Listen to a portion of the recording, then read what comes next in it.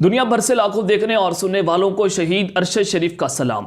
नाज़रीन इकराम, पाकिस्तान तारीख के खतरनाक तरीन मोड़ पर खड़ा हुआ है जहां पर खुदा न खास्ता गेम सबके हाथ से निकल सकती है और इमरान खान बार बार अदारों से मुखातिब होकर ये कह रहे हैं कि आप पाकिस्तान की फिक्र करें वरना गेम आपके हाथ में नहीं रहेगी। और अब तक इस्टेब्लिशमेंट का सबसे बड़ा हदफ, सबसे बड़ा मसला जो है वो इमरान खान बने हुए हैं कि किसी ना किसी तरीके से इसको रास्ते से हटा दिया जाए। तो कुछ बहुत बड़ी ब्रेकिंग न्यूज़ लेकर आपकी खिदमत में हाजिर हुआ हूं जिसने इस वक्त पाकिस्तान में सबको हिला के रख दिया है, झंझोड़ के रख दिया है और मुल्क पर तारीख का सबसे बड़ा शब खून मारा गया है। जनाब मन, आज की सबसे बड़ी स्टोरी ये होगी कि रात के नामालूम हाथों ने एक बहुत बड़ी कार्रवाई डाल दी है और हालात इस वक्त कशीदा हो चुके हैं और मुल्क की हालात इस नहज पर पहुंचा दिए गए हैं कि किसी को नहीं पता कि आने वाले घंटों में क्या कुछ हो सकता है। तो सबकी नजरें अब इमरान खान पर जम चुकी हैं। अब इमरान खान साहब क्या करने जा रहे हैं और अब भी बॉल जो है वो इमरान खान की कोर्ट में मौजूद है, लेकिन मुस्लिम लीग नून ने ताकतवर जो हाथ हैं उनके साथ मिलकर एक और कार्रवाई डाल दी है। उस हवाले से मैंने आपको बताना है, लेकिन यह मामला जो है वो अब लाहौर हाई कोर्ट में चला जा चुका है। अब अदालतें क्या करने जा रही हैं, वहां से क्या फैसला आ सकता है, यह अहम तरीन तफसीलात मैंने आपके सामने आज के इस वीडियो में रखनी है। और दूसरी खबर इंतहाई इंपॉर्टेंट है, आपने इसको मिस नहीं करना कि जनाब मन पाकिस्तान में दूसरा 1971 एक और मिस एडवेंचर, एक और तजर्बा, general Asim Munir chief marshal administrator तैनात। ये एक बहुत बड़ा सवाल है कि 1971 और जनाब मन इस्लामाबाद में मार्शल की जो फिजाएं हैं वो खबरें चल रही हैं उनकी फिजाओं में, और वहां पर सिक्योरिटी फोर्सेस जो हैं वो इस वक्त रेड अलर्ट पर चली जा चुकी हैं। इस हवाले से अहम तरीन तफसीलात मैंने आपके सामने रखनी है और GHQ इस वक्त क्या सोच रहा है। तीसरी खबर इंतहाई खतरनाक है कि शहर इक्तदार में एक बहुत बड़ा बम धमाका हो चुका है, एक बहुत बड़ा हमला किया गया है और दहशतगर्द और ये खुफिया हाथ वहां पर भी पहुंच चुके हैं खैबर पख्तूनख्वा के बाद। अब जनाब ये करवा कौन रहा है, उसके पीछे हाथ कौन से हैं, मैंने बहुत अहम तफसीलात आपने डॉट से डॉट कनेक्ट करने हैं। लेकिन अगर आपने चैनल को सब्सक्राइब नहीं किया, चैनल को लाजमी सब्सक्राइब करें, बेल आइकन को दबा दें, आने वाली तमाम तरह अपडेट्स आपकी खिदमत में बर वक्त पेश होती रहे। नाज़रीन इकराम, कल इमरान खान साहब ने एक बहुत अहम तकरीर की और उन्होंने सारे इदारों को मुखातिब किया। उन्होंने कहा कि आपको मुल्क की फिक्र है या नहीं और आप इस मुल्क में साफ और शफाफ इलेक्शन करवाएं, और अगर पाकिस्तान में सियासी अदम इस्तेकाम खत्म ना हुआ तो मुआशी इस्तेकाम भी नहीं आ सकता। ये खान साहब ने बड़ा वाज़े कहा। और मैं इदारों को कहना चाहता हूं कि एक आदमी ने इस पूरे मुल्क को तबाह करके रख दिया है। आज दहशतगर्दी बढ़ चुकी है, मैशत हमारी डिफॉल्ट हो गई है और हमारी फेक ऑडियोज और वीडियोस निकल रही हैं। मसला सबसे बड़ा यह है कि फेक ऑडियोज निकाल दो, फेक वीडियोस निकाल दो, ये कर दो, वो कर दो, लेकिन जनाब ये किसी ना किसी तरीके से मुझे ब्लैकमेल करना चाहते हैं। ये खान साहब ने कल रात बड़ी समझदारी से उन्होंने तकरीर की, सबसे मुखातिब हुए, सबसे उन्होंने जनाब डिमांड की कि मुल्क का सोच लें, पाकिस्तान की आवाम का सोच लें। तो जनाब मैंने कल आपको खबर दी थी कि जनरल आसिम मुनीर साहब ने ये जनाब नई फौजी क़यादत ने ये हदायत जारी की हैं, ये ऑर्डर्स दिए हैं कि अब हम सियासत के अंदर मुदाखलत नहीं करेंगे। और फिर DCISI को भी ये हदायत जारी की गई कि आप अपने लोगों को समझा लें और आप जो हैं वो पाकिस्तान की सियासत में मुदाखलत ना करें।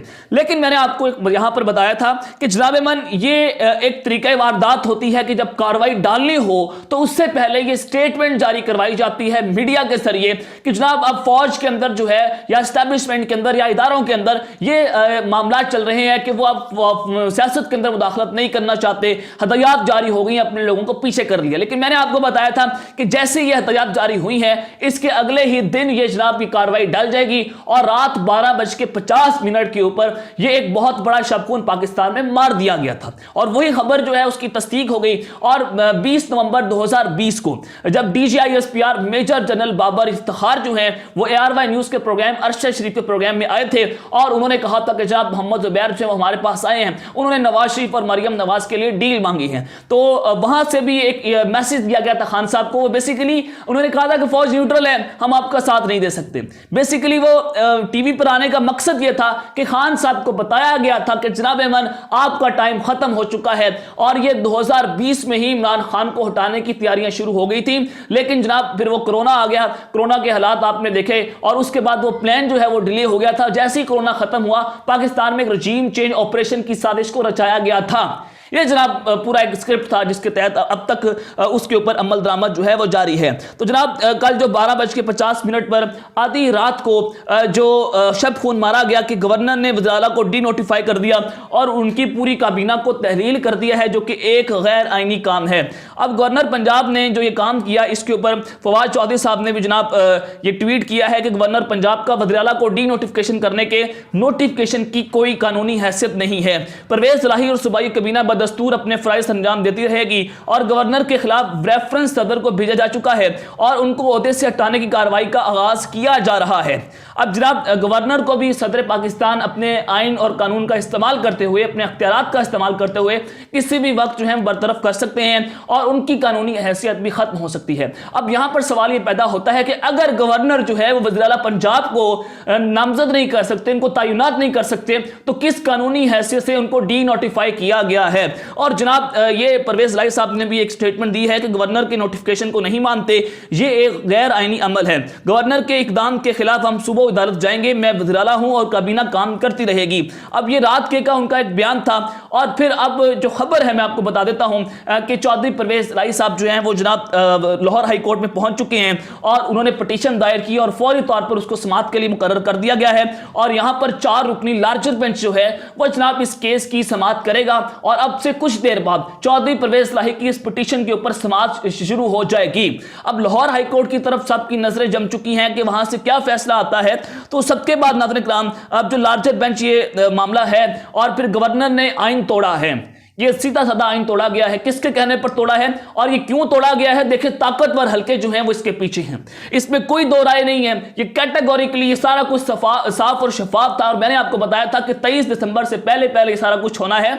और क्योंकि 23 दिसंबर को जुमे के रोज, आज के रोज तहरीक एतमाद पेश होनी है, तो आज को एक और आप जरा खबर ले लें कि नून लीग ने अब से कुछ देर पहले जो तहरीक एतमाद की कार्रवाई थी या जो दरख्वास्त थी उसको वापस ले लिया है, और गवर्नर के डी नोटिफिकेशन करने के बाद अब आप यहां से अंदाजा लगा सकते हैं कि जनाब मन ताकतवर हाथ जो है, एस्टेब्लिशमेंट जो है वो इस सारे खेल के पीछे है। और गवर्नर के पास तो ये इख्तियार नहीं था, लेकिन वो कौन था जिसने आधी रात को गवर्नर के जरिए ये कार्रवाई डलवाई, जबकि पाकिस्तान के एस्टेब्लिशमेंट जो है वो तो न्यूट्रल थी और वो कह रहे थे कि हमारा तो सियासत से कोई ताल्लुक नहीं है। और जब इनका सियासत से कोई ताल्लुक नहीं है तो नून लीग ने ऐन मौके के ऊपर तहरीक एतमाद को वापस क्यों लिया है?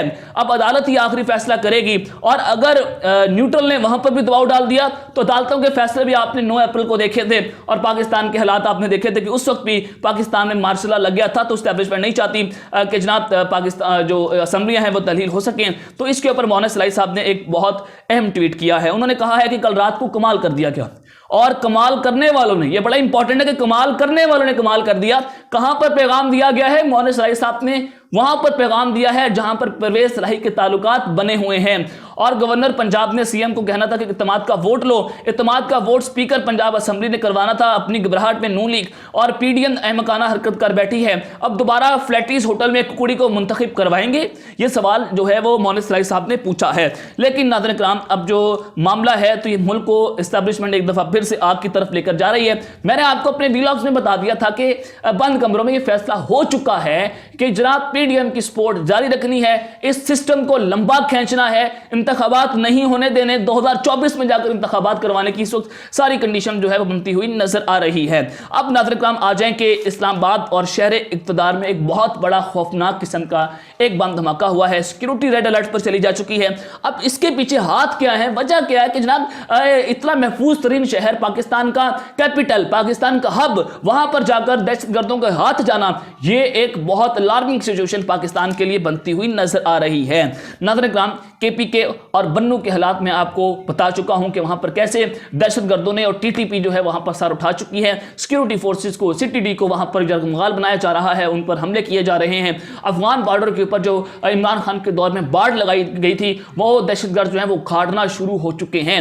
وہاں پر پاکستان کے لیے الارمنگ سچویشن بن چکی ہے، اور پنجاب کے اندر رینجرز طلب کی گئی، اور پھر رانا ثناءاللہ نے دھمکی دی کہ ہم یہاں پر فوج جو ہے وہ بھی جناب طلب کروا لیں گے، یہاں تک کے حالات جو ہیں پیدا ہو گئے تھے۔ اور پھر جناب پارلیمنٹ کو آج سے تقریباً 1 سے 2 روز پہلے یہ تھریٹ الرٹ جاری ہوا تھا کہ یہاں پر بھی دہشت گرد حملہ کرنے والے ہیں۔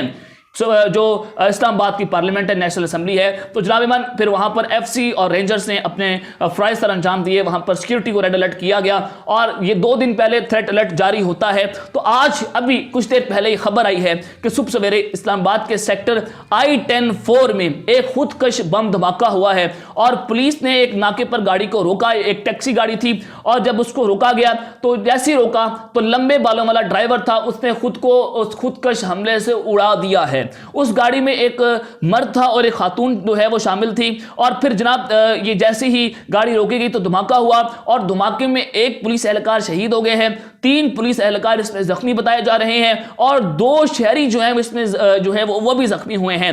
لیکن ناظرین کرام، اب جو سارا معاملہ ہے وہ یہ الارمنگ سچویشن ہے پاکستان کے لیے کہ پمز ہاسپٹل میں اس وقت ایمرجنسی نافذ کر دی گئی ہے، اور دہشت گرد اسلام آباد گھس چکے ہیں۔ لیکن یہ جو اللہ کے بندے ہیں، ان کا ابھی تک ہدف شیخ عمران خان بنے ہوئے ہیں کہ اس کو راستے سے ہٹا دو، اس کا پتہ صاف کر دو۔ ابھی تک جناب معاملہ یہی ہے، حالات پاکستان کے انتہائی خراب ہو چکے ہیں۔ اب اچانک یہ سب کچھ کیوں ہو رہا ہے؟ یہ بہت بڑا سوال ہے کہ اچانک سے یہ سب کچھ ہونا، ملک کی معیشت ڈیفالٹ ہونا، یہ معاملہ آخر کیا ہے؟ پاکستان میں جناب ایمان دوسرا 1971 general Asim Munir chief marshal administrator تعینات۔ اب یہ معاملہ کیا ہے؟